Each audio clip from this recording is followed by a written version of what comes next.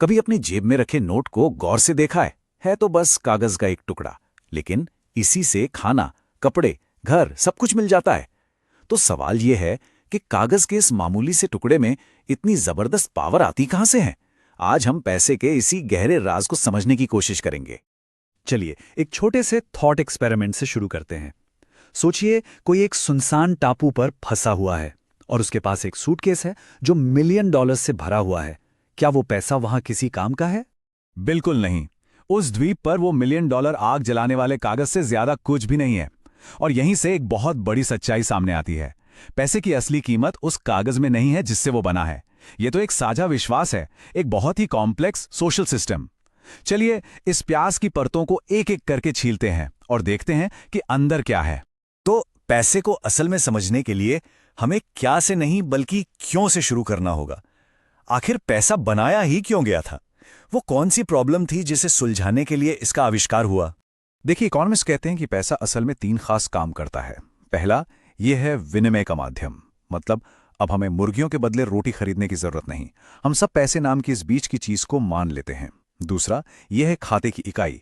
एक तरह से रोलर का काम करता है, जिससे एक कार से लेकर एक कप चाय तक हर चीज की कीमत नापी जा सकती है। और तीसरा, यह है मूल्य का भंडार।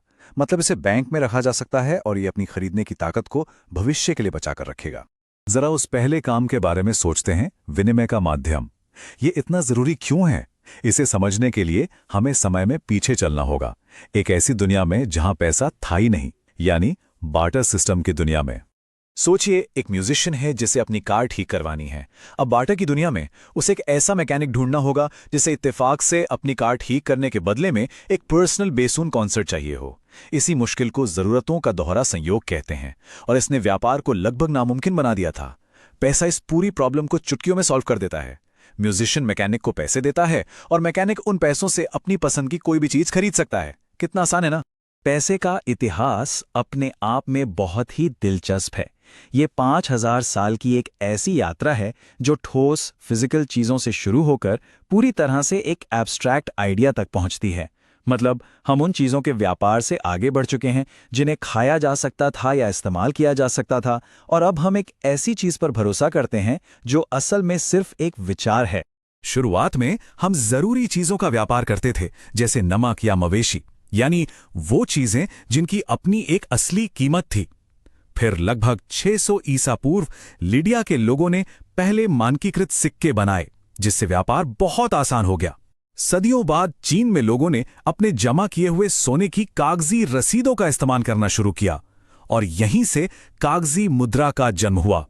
और फिर आया सबसे बड़ा मोड़ 1971 में, जब अमेरिका ने गोल्ड स्टैंडर्ड को छोड़ दिया और दुनिया का पैसा वो बन गया जो आज है, फिएट मनी। तो ये सब हमें हमारे सबसे बड़े सवाल पर वापस ले आता है। अगर आज के नोट के पीछे सोना नहीं है तो फिर इसे कीमती कौन बनाता है? इसका जवाब एक बहुत ही पावरफुल आइडिया में छिपा है, जिसे फिएट मनी कहते हैं। फिएट एक लैटिन शब्द है जिसका मतलब है ऐसा होने दो या आदेश द्वारा।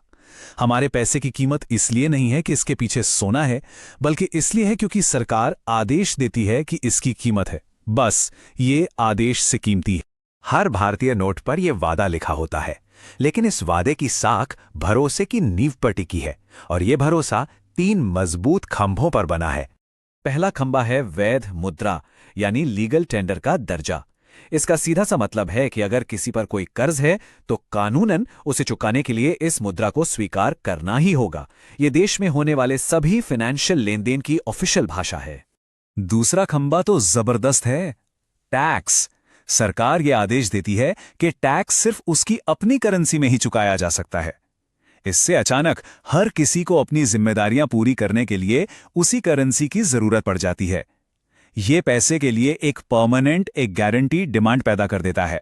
और तीसरा खंभा है एक सेंट्रल बैंक, जैसे हमारे यहां भारतीय रिजर्व बैंक।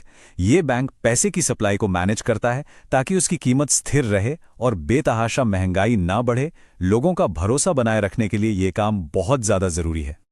ठीक है, थ्योरी की बातें बहुत हो गईं। अब जरा इसे असल दुनिया से जोड़कर देखते हैं। चलिए उस पैसे पर नजर डालते हैं जो शायद अभी किसी की जेब में हो, भारतीय रुपया। ये है भारतीय रुपया। और यहां एक मजेदार बात यह है कि ये असल में कागज है ही नहीं, ये 100% कॉटन से बना है, जो हमारी बात को और भी पुख्ता करता है कि असली कीमत मटेरियल में नहीं बल्कि उस सिस्टम में है जो इसे सपोर्ट करता है।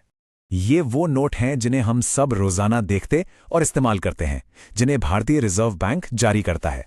हम इन्हें बिना सोचे समझे इस्तेमाल करते हैं, है ना?